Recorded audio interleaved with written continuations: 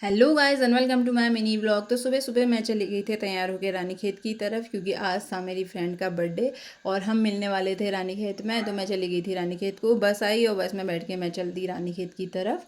रानीखेत में पहुंच गई थी टाइम से, और फिर मेरे को अपने घर के कुछ ज़रूरी सामान लेने थे। बेडशीट वगैरह मैंने ली। उसके बाद मेरी दोस्त भी पहुँच गई थी, जिसने बार्गेनिंग करने में मेरी थोड़ी हेल्प की। और यहाँ पे ये बहुत खुश हो रही थी क्योंकि आज है इसका बर्थडे। और फिर यहाँ पे शॉप के अंदर अंदर भी आम लटके हुए थे, जिसको मैं जूम करना चाह रही थी लेकिन वो नहीं हो पाया। और यहाँ पे हम जा रहे थे ऊपर डोलिया की तरफ को। यहाँ पे हमें शीशा दिख गया सामने, तो हम यहाँ पे भी स्टार्ट हो गए कैमरा लेके। भाई जहाँ पे भी हम दिखते हैं ना, वहाँ हम कैमरा लेके ही दिखते हैं। फिर ये बेचारी बहुत खुश हो रही थी, इसका लंबा चौड़ा बिल आने वाला था। मैंने कहा हंस ले बेटा, थोड़ी देर के बाद ही रोना है तुझे। फिर ऊपर पहुँची, यहाँ भी ये हंसने में ही थी। हंसते रहती है बेचारी, मेरे साथ रह के हंसते ही हंसते रहती है। और फिर आगे थी हमारी तीसरी फ्रेंड, जो कि कैमरा देख के ही भाग गई। यही है जो कैमरा देख के भागती है, बाकी हम दो तो ऐसे नहीं हैं। फिर आ गई थी हमारे खाने पीने की सामग्री, और जो कि हमने खाई, मोमोज़ खाए, नूडल्स खाए।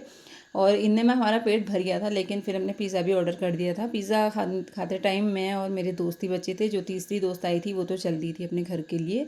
फिर मैं आ गई थी गाड़ी में बैठ के घर को, क्योंकि अब मेरी दोस्त भी चली गई थी और हमें बहुत लेट हो गया था रानीखेत में ही। फिर चाचा ने दी थी ये माज़ा की बोतल, फिर इसको पी और आ गई।